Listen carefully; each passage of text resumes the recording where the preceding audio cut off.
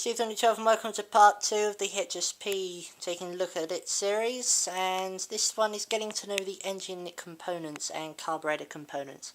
So let's get to it. So here's the truck from bird's eye view. You can see the engine is here, and it's very simple. The engine parts to learn, it's probably one of the easiest parts because engine is an engine, and learning the carburetor is also very easy. There's hardly anything to it, so let's get going. Okay, so let's get going with the obvious. Here is the pull starter. It does what it says, and it's a pull starter which you use to start the engine with. So that is very simple. Moving this way, you can see inside the engine heatsink is the glow plug, and this truck comes with the glow plug actually, so you can don't need to worry about buying one separately because it actually comes with the glow plug itself. This shiny blue thing sitting on top of the engine is in fact the heatsink, which I just mentioned earlier, and don't worry if it's not blue. It might be black or it might be orange or red, whatever colour it is. It does the same thing, and this thing's job is to actually keep the engine cool and gives it some surface area to cool off with. So yeah, this one is the heatsink here. And moving down, you can see this curvy parts, and this is known as the manifold. They're not always bendy like this. Sometimes they're just like straight down ones.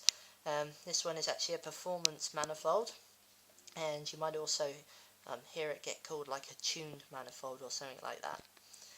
Here we have the exhaust couplet or coupler, whatever you want to call it, the rubber part with two zip ties on it, and this one is basically there to join and stop any air leaks going from the manifold here to the exhaust pipe here. So this one basically just joins these two together.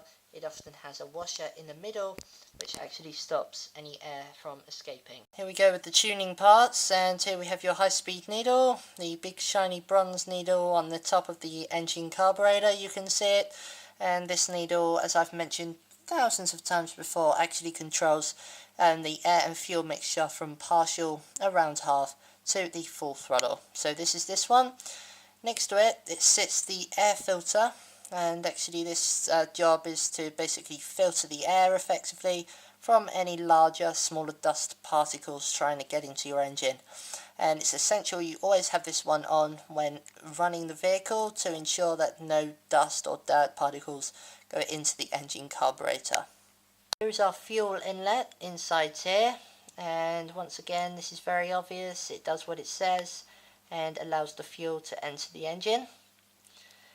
Moving down, this is the main engine crankcase parts, the large metal area that actually bolts the engine onto the engine mount. To the engine mount comes the flywheel here, you can see it, and next to it is the bell gear here. Okay, and you can see that the bell gear gears actually join onto the spur gear gears. Okay, now we're actually moving off from the engine parts, so let me stick with the engine parts. In the center of your throttle stick on the other side, you can actually see the low speed needle, and the low speed needle is partnered up with the high speed needle and actually controls the air and fuel mixture entering the engine from the idle, no throttle applied on the radio, to the partial or half throttle. So that is in there. The part that actually gets moved using the throttle linkage is actually known as the rocker arm. Actually different companies call this part different things, but mostly it is called the rocker arm. And actually the thing that the rocker arm joins onto is mostly known as the carburetor barrel, simply because when it's open on a slide carb it looks like a barrel if you look at it sideways. It's very simple to know. So here's the carburetor from this angle with the air filter removed, and you can see inside is the carb opening gap, and allow me to adjust it so you can see.